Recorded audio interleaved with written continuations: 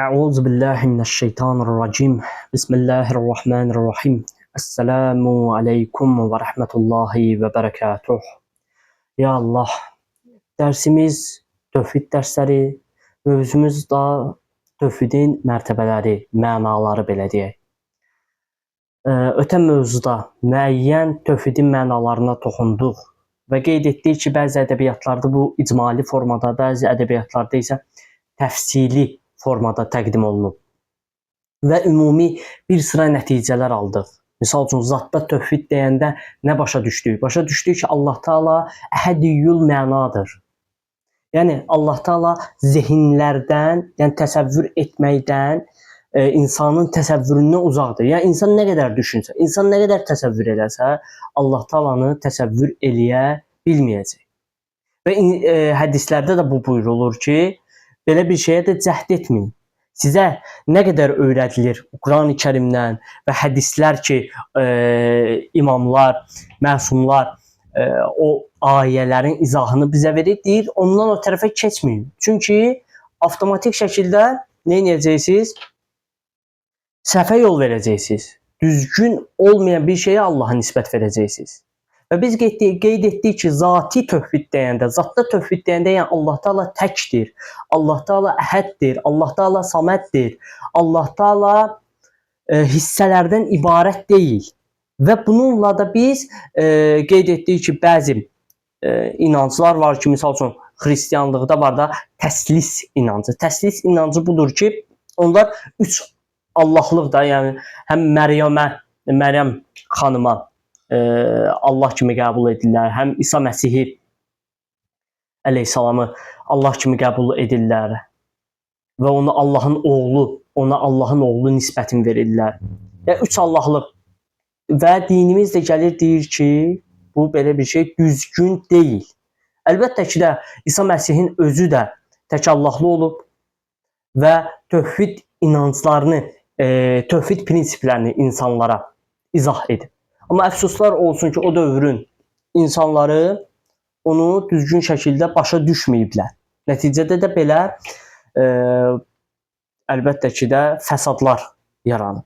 Necə ki, İslam dinində də, bugünkü günümüzdə bəziləri necə ki, imamları Allah yerinə qoyur, Peyğəmbəri Allah yerinə qoyur.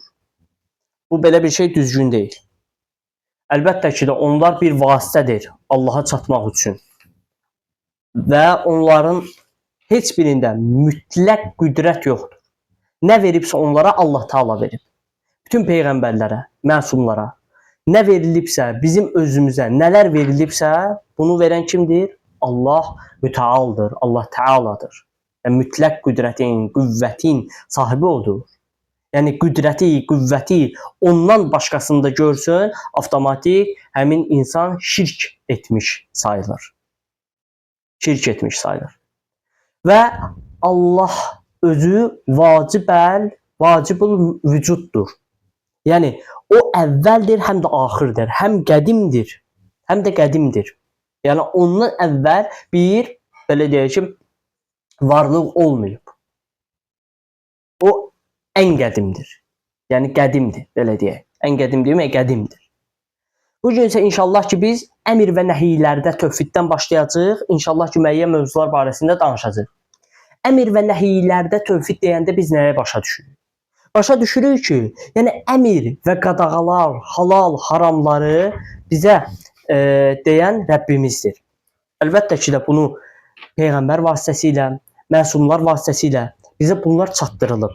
Və burada da Allah Taala ilə bəndə arasındakı münasibət ağa ilə qul arasındakı münasibətdən fərqlənir. Misal üçün, ağa öz mənfəətini güdür, düzdür? Amma Allah Taala bizim xeyrimizi güdür.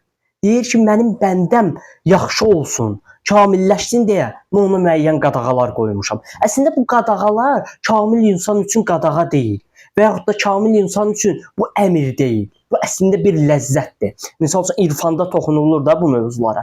Əslində, namaz deyəndə biz onu vəzifə kimi görməli deyilik. Namazın özü bir ləzzətdir. Namazın özü Allahla irtibatdır, ünsiyyətdir, əlaqədir və insanın buna ehtiyacı var. İnsanın buna ehtiyacı var. düzgün yaşamaq istəyirsənsə, gözəl yaşamaq istəyirsənsə, xoşbəxt yaşamaq istəyirsənsə, bu əmr və qadağalara, əmirlərə və nəhiylərə əlbəttə ki də nə etməlisən? Riayət etməlisən. Və bilməlisən ki, əmirlər və qadağalar Rəbbindəndir. Niyə? Niyə? Səbəb nədir? Çünki Allah Taala sənin gözəl yaşamağını istəyir. Necə ki, əziz Allahımız Quran-Kərimdə Əraf surəsinin 54-cü ayəsində belə buyurur. Bilin ki, yaratmaq da, əmr etmək də ona məxsusdur. Yəni ondan başqasından bir növ əmr güdməyin. Əmr güdməyin. Gedib peyğəmbəri mütləq qüdrət, qüvvət sahibi görməyin. Peyğəmbərə nə verilibsə, məsumlara nə verilibsə, elə bunu Allah Taala verib. Və yaxud da ki, bunun əksi. Bəziləri qayıdır deyir ki, siz bugünkü dövrümüzdə də hətta bir neçə həftə demək olar ki, artıq bu mövzular daha çox aktual olmağa başlayıb. Bəziləri deyir ki, siz gedirsiniz İmam Hüseyni əleyhissalamı Allah kimi qəbul edirsiniz. Bunlar yanlış bir ifadələrdir. Heç kim İmam Hüseyn əleyhissalamı, Əhl-i-Beyti, məsumları, peyğəmbərləri Allah kimi qəbul etmir. Və bunu edən şəxs Əhl-i-Beyt özü deyir ki, günah etmişdir, şirk qoşmuşdur Allaha. Belə bir şey yoxdur. Belə bir şey yoxdur. Biz ki, məsumlara bir növ onların sözlərini qəbul edirik, onların sözləri ilə hərəkət edirik. Səbəb nədir? Qurandan ayə deyirəm. Səbəbi budur. Nisa surəsinin 64-cü ayəsi. Biz hər bir peyğəmbərə ancaq ona Allahın izni ilə itaət olunsun deyə göndərdik. Və yaxud da ki, başqa bir ayədə əziz Allahımız buyurur. Ey iman gətirənlər, Allaha, peyğəmbərə və özünüzdə olan əmr sahiblərinə itaət edin.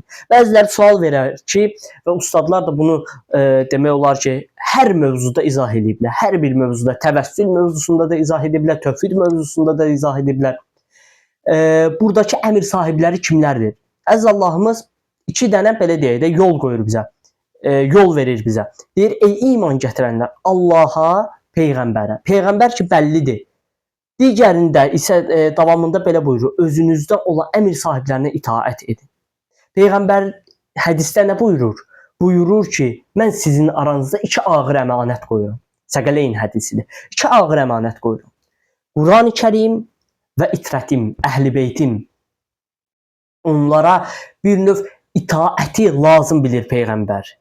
Səbəb nədir? Çünki Allah Taala bunu bizə belə deyək də zəruri bilir.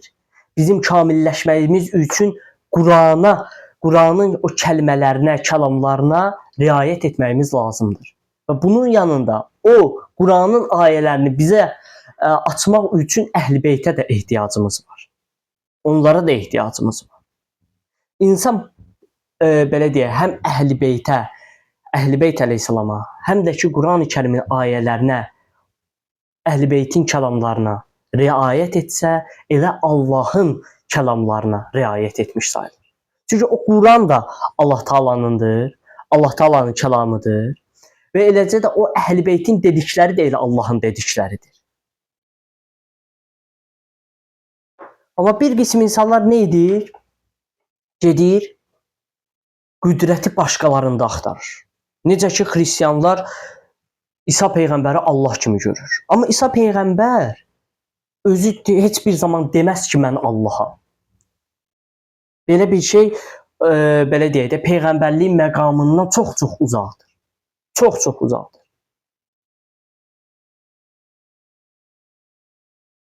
Digər bir tövhidi məna barəsində danışmaq istəyərəm. Mənfəət və zərərlərdə tövhid.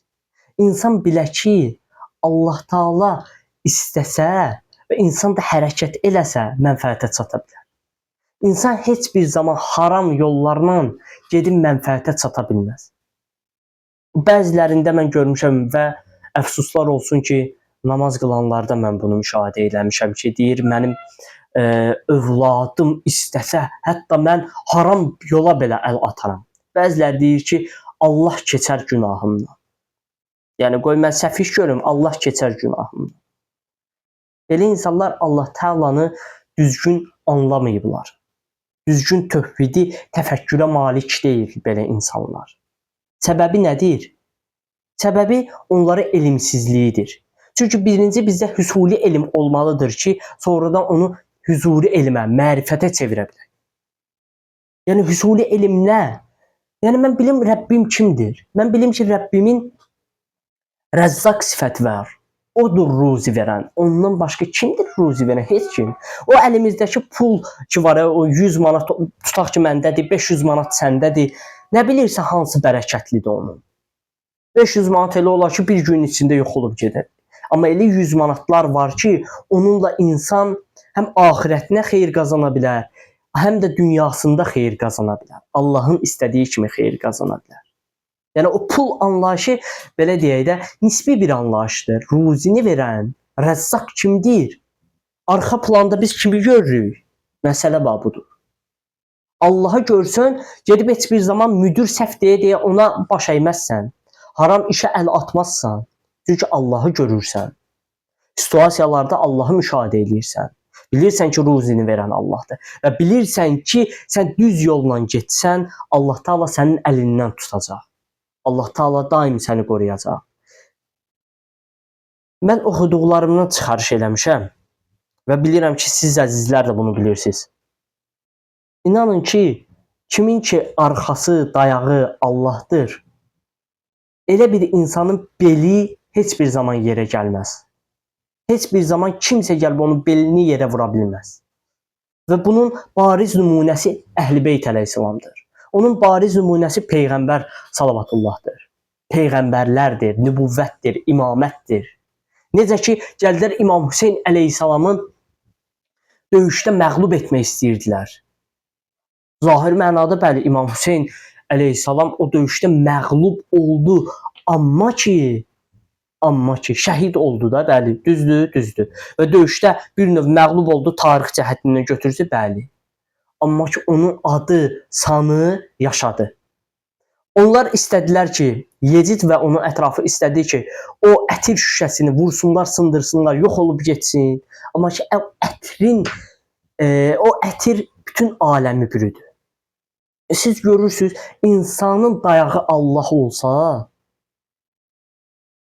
onun kəlmələri də, həmin insanın kəlmələri də, həyatı da mübarək olar, təsirli olar. Başqalarının həyatına belə təsirli olar. Misal üçün, ən bariz nümunə əziz ustadımız Allah rəhmət eləsə Hacı Şahindir. Baxın, onun kəlmələri, o kəlamlar hələm də yaşayır. Niyə? Səbəb nədir? Çünki insanın özü tövhid prinsipi ilə yaşayırdı. Allaha görə yaşayırdı. Kim Allaha görə yaşasa, mənfəətini Allahda görsə, həmin insan ucalar. Necə ki, Quran-ı Kərim əziz Allahımız Maidə surəsinin 47-ci ayəsində belə buyurur: əgər möminsinizsə, onlardan qorxmayın, yalnız məndən qorxun. Allah Taala deyir ki, yalnız məndən qorxun. Bilin ki, mən sizi ancaq ucalda bilərəm. Bilin ki, mənə qarşı gəlsəz, yəni mənimlə müharibəyə bir növ çıxsaz, məğlub olacaqsınız. Bu bariz bir, ən sadə nümunələrdir də. İnsan bunu başa düşməlidir. İnsan bəzən bunu bilir, amma həyatını tətbiq edə bilmir. Əfsuslar olsun. Çünki həmin insanların mərifəti yoxdur. Və insan əldə etdiyi elmlərin mərifətə çevrilməsi üçün Allah Taala'ya daim dua etməlidir. Allahdan daim istəməlidir ki, bir dənə Bismillahirrahmanirrahim bilirəm. Heç olmasa ona əməl edə bilim. İnsan bunun üçün çalışmalıdır. Başqa bir ayədə əziz Allahımız buyurur ki, Ənam surəsinin 17-ci ayəsində insanlardan qorxmayın, yalnız məndən qorxun. Biri güclü ola bilər, biri qüvvətli ola bilər. Əgər səhv deyirsə, deməli bu adam səhv deyir də. Yəni ona durub yalandan düz donu geyindirmək möminliyin xüsusiyyətlərinə yaraşmaz. Səhv deyirsə, deməlisən ki, sən səhv deyirsən. Sən düz demirsən.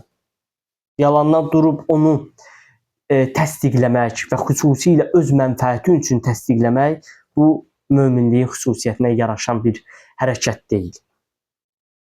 Hərəkət deyil. Bir ayə də demək istəyərəm. Mücadilə surəsinin 10-cu ayəsində əziz Allahımız buyurur Gizli söhbətlər iman gətirənləri kədərləndirməyə çalışan şeytandır. Amma Allahın izni olmadıqca o onlara heç bir zərər yetirə bilməz. Burada bir dənə haşiyədən kənara çıxacağam. Onun izni olmadan heç kəsə zərər verə bilməz dedikdə, yəni ki, Allah Taala yəni izin verir, kiməsə zərər versin. Yəni Allah Taala bundan razıdır yoxsa yox? Razıdır yoxsa yox? Bəziləri axı deyir ki, Fələstində baş verən hadisələr, uşaqların öldürülməsi, əgər Allah Taala buna izin verirsə, deməli buna razıdır. Deməli onda Allah Taala ədalətsizdir. Yəni, bu fikir, bu təəssürat düzgün bir fikir deyil. Niyə? Allah Taala izin verməyi dediyimiz zaman, yəni Allah Taala bizi yaradıb, bizə bir iradə verib. Deyib ki, istəyirsən ya bu yolu seç, istəyirsən ya bu yolu seç. O yolu seç və yaxud da bu yolu seç. Seçim sənindir. Əlbəttə nəticəsini də görəcəksən. Əlbəttə ki də insan, yəni ki, müəyyən hüdudlar daxilində öz iradəsi var. İstəyər ibadət edər, istəyər etməz. İzni verən kimdir? Allahdır. Amma bizim ibadət etməməyimizdə Allah razıdır yoxsa yox? Razı deyil. Bu bilirsiniz nəyə oxşayır? Adəm əleyhissalama ki, deyilmişdi o ağaca yaxın getmə. Deyilmişdi? Bəli, deyilmişdi. Adəm əleyhissalam o ağaca yaxın getdi. Çünki Allah ona müəyyən bir izinlər vermişdi. Demişdi, istəyirsən get, istəyirsən getmə. Amma mən sənə deyirəm, getmə. Amma o getdi. Və Allah Taala'nın əmrindən çıxdığına görə Allah ondan razı idi yoxsa yox? Yox, narazı idi. Razı deyildi ondan. Eləcə də bu məsələlərdə də belədir. O Fələstin mövzusunda da belədir. Və yaxud da uşaqların öldürülməsində də bu belədir. Və yaxud da bir insan digərinə zülm edirsə, yenə də məsələ belədir. Allah Taala hamımıza izin verib. Öz istəklərimiz var. Öz addımlarımız var. Ötən mövzuda dedim, cəbir və təhfiz nədir? Yəni ki, ya Allah Taala bizdən tamamilə iradəmizi əlimizdən alıb, bu belədir, yox. Ya da Allah Taala bizi yaradıb, başlı başına buraxıb. Nə bizə bir peyğəmbər göndərib, nə bizə bir kəlam göndərib, nə bizə bir kitab göndərib, nə bizə bir səhifə, suhuf göndərib. Belədir, yox, belə dedi. Allah Taala bizi yaradıb, xəlq eləyib və bizə yol da göstərib. İstəyirsən amma bu yolla get, istəyirsən getmə, özün bilərsən. Seçim sənindir. Nəticələrini də görəcəksən və imtahan da elə buradadır. Bizim iradə və istəklərimizdə. Amma ki, mən gedib əgər Fələstində qırğın törədirəmsə, uşaqları qətlə yetirirəmsə, Allah Taala bundan narazıdır. Ümid edirəm ki, fikrimi izah eləyə bildim. Bir də var təvəkküldə tövhid. Təvəkkül ən önəmli bir mövzulardan biridir. İnsan bilməlidir ki, qüdrətin, qüvvətin sahibi Allah təbarək və Teala'dır. İnsan bilməlidir ki, arxam dayağım Allah Teala'dır.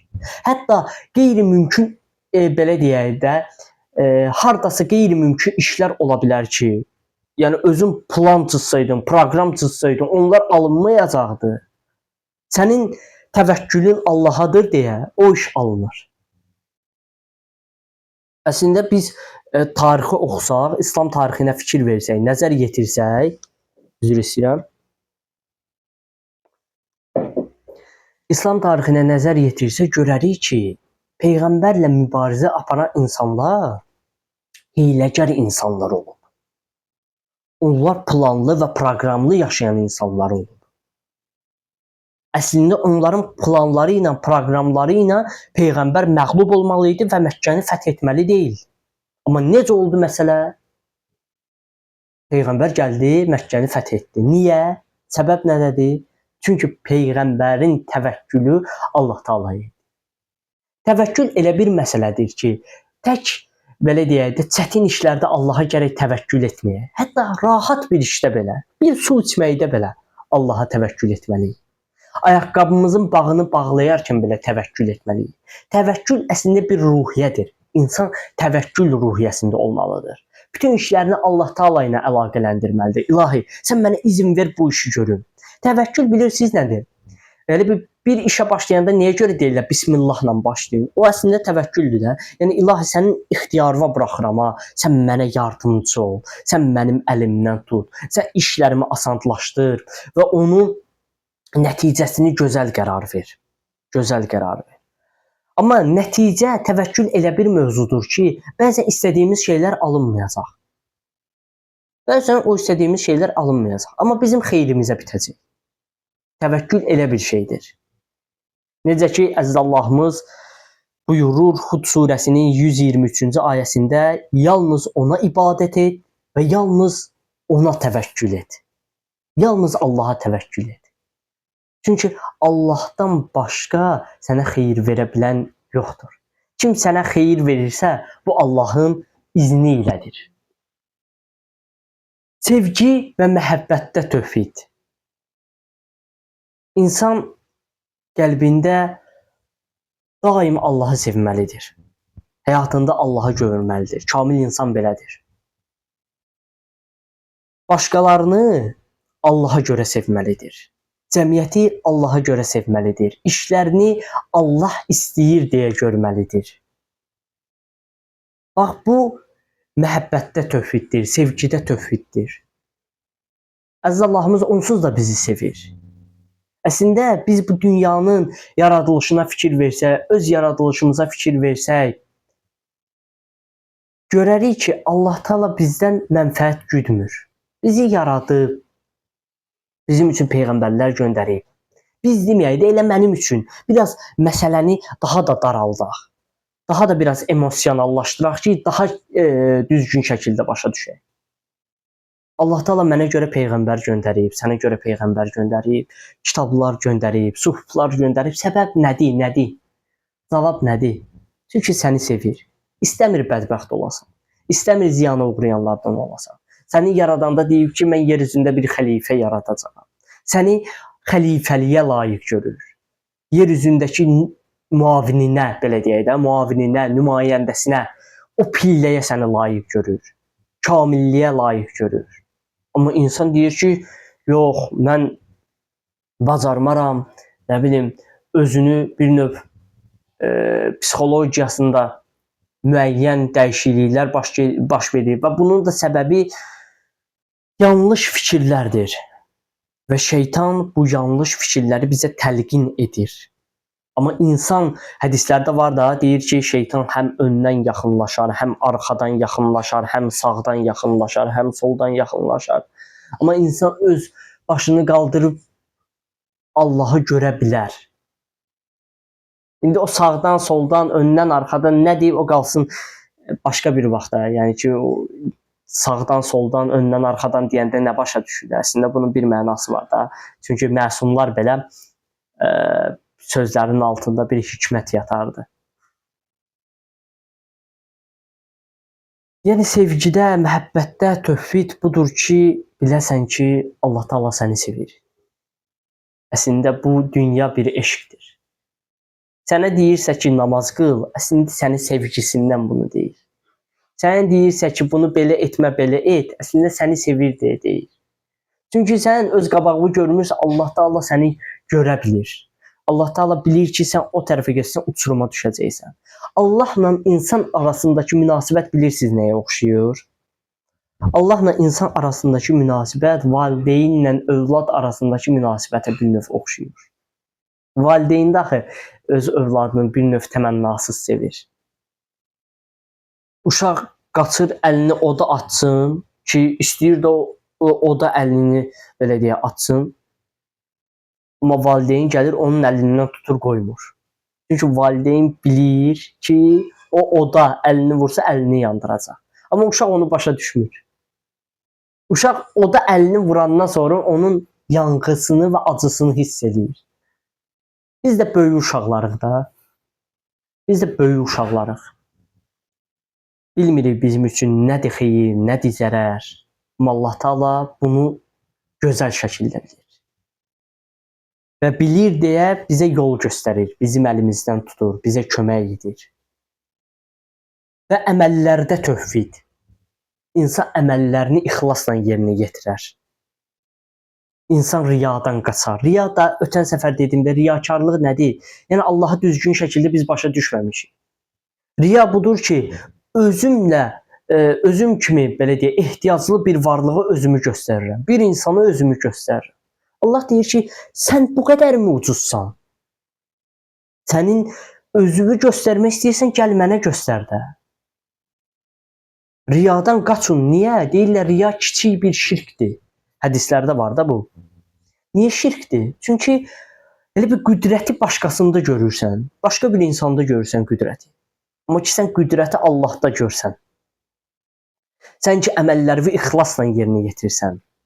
Sən ki, həyatında, belə deyək də, həyat bir çevrədir və onu o çevrənin də, belə deyək də, dairənin də bir mərkəz nöqtəsi var axı. Elə bil, kamil insan o mərkəz nöqtədə dayanıb Allahla və ətrafındakı insanlar ona cəzb olar. Necə ki, peyğəmbərlərin yaşamı belədir. Onların təvəkkülü də Allahadır. İxlasla yaşayırlar, əməllərini Allaha görə görürlər. Bir dənə də mövzu açıram və yekunlaşdırıram bugünkü mövzumuzu da. Bir var təvəlla, bir var təbərra. Təvəlla, təbərra nədir? Bir var mən səni sevirəm öz şəxsi mənafeyim üçün. Niyə sevirəm? Misal üçün mən Əbəlfəzi sevirəm. İndi dəstəki tələbələrimizdən də Allah onu qorusun. Mən Əbəlfəzi sevirəm çünki Əbəlfəz, belə deyək də, mənə hər ay 500-600 manat pul verir. O pulu verməsə onu sevməyəcəm. Bir də var, mən Əbəlfəzi sevirəm, onunla heç bir, belə deyək də, mənfəət güdmürəm. Buna deyərlər təvəlla. Allah onu sevir deyə mən onu sevirəm. Allah onunla razıdır deyə mən onu sevirəm, ona aşiqəm. Buna deyərlər təvəlla. Bir də var, belə deyək də, Əbəlfəz mənim ziddimə hərəkət edir deyə. Mənim ondan xoşum gəlmir. Tutaq da, o elə işlər görür ki, mənim şəxsiyyətimə, mənfəətimə ziyandır deyə mənim Əbəlfəzdən xoşum gəlmir. Bir də var təbərra. Təbərra nədir?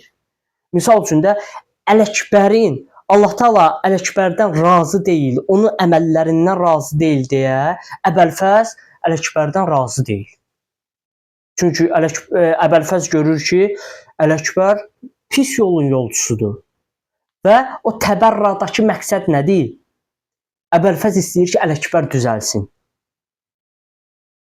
Əbəlfəzin Ələkbərdən, belə deyək, nifrət etməyinin səbəbi ondadır ki, onun əməllərindən nifrət edir. İstəyir ki, o Ələkbər düzəlsin. Və bununla da mən təvəlla və təbərra anlayışlarını da bir növ izah elədim. İnşallah ki, Allah qismət eləsin. Gələn mövzumuz olacaq Allah Taalanın yenə zati və feili sifətləri bir növ üstündən keçəcəyik. Mən ötən mövzuda danışdım bu barədə. Amma istəyirəm bir neçə mətləb var, onlara da toxunaq. Sonra inşallah qismət olsa səlbi sifətlər olmalıdır mövzularımız. Yox, üzr istəyirəm, sübuti sifətlər. Sübuti sifətlərə toxunacağıq. Və bura qədər kiminsə sualı varsa inşallah ki, suallarım verər. Mövzumuzu yekunlaşdırarıq. Allahümme salli ala Muhammedin və ali Muhammed. Buyurun, Əbəlfəz bəy, sualınız var.